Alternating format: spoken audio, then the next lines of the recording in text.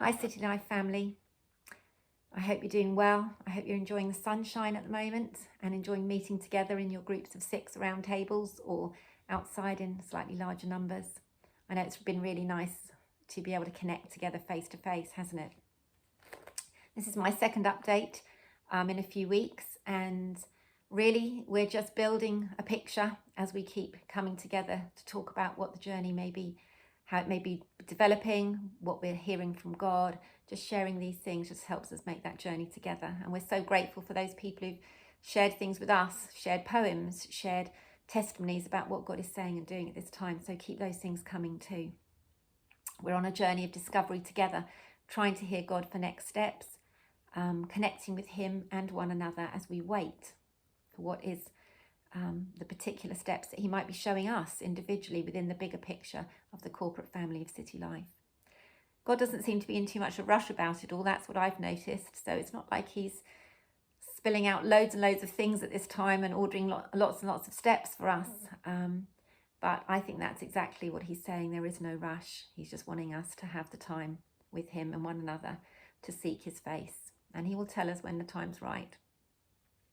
Just the other day, I had a dream in the early hours of the morning, like you sometimes do, that time before waking and sleeping, and felt it was a bit relevant to our journey. So I'm going to share it, but forgive it. It is another analogy, so hold it lightly. But just maybe give yourself to thinking before God about some of what I might be sharing here. The dream was of lots of mature trees in a forest next to a river.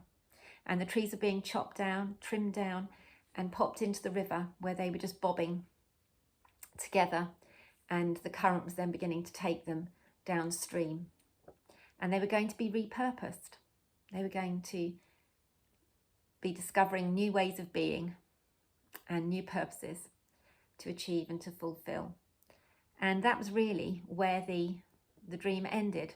And so when I woke up, I reflected on some of those things later, sort of before God, and thought to myself, well, okay, wood is such a versatile thing. Wood can be used for so many different uses.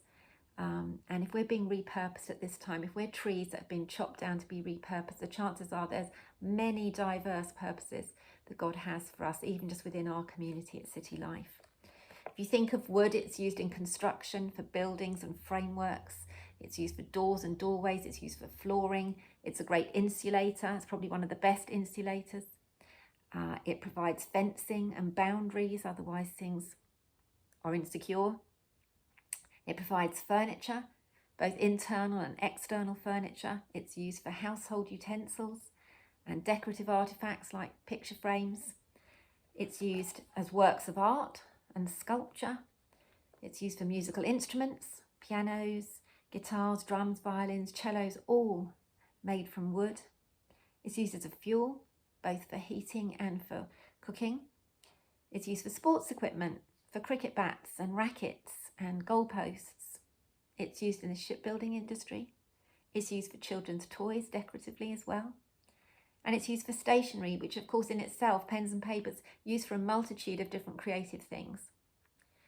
So the possibilities really are endless. So if we are these trees being repurposed at this time for even greater purpose, then it's worth asking God, what are you wanting me? How do you see me repurposed for you in this season? The forest we'd been part of was beautiful, but it was too contained. And if we, as the trees, had stayed there, we wouldn't achieve the purposes for which we were grown. The Master Carpenter has a plan and a use for each one of us, known only to Him.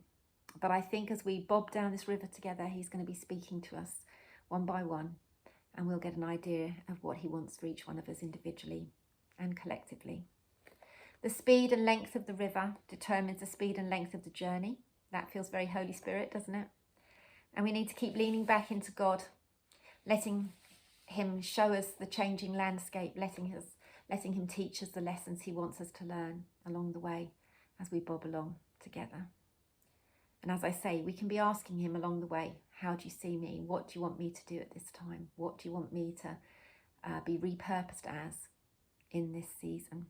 And on that note, we may know a family amongst us that is definitely being repurposed at this time, at least for the next 2 years. The Rust family are off to Tanzania in March, and they've been called to use their gifts and skills as a family there.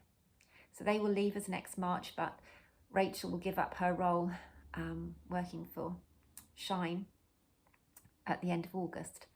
And the whole family has contributed so much to this community and connected us together so fully and committedly during very difficult times. And they've been on the journey of Shine changing and still changing as it will.